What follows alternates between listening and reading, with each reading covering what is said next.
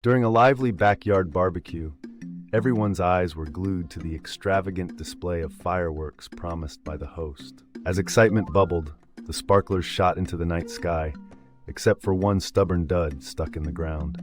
Eager to overcome this hiccup, the host valiantly approaches the non-responsive firework, only for it to suddenly fizz unceremoniously before harmlessly shooting a small jet of pink smoke towards his face.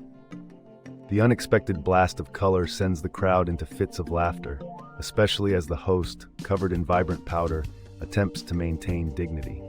This amusing scene wraps up with the host thanking the heavens. The firework wasn't a full blast, earning him the new title of Pink Phantom for the night.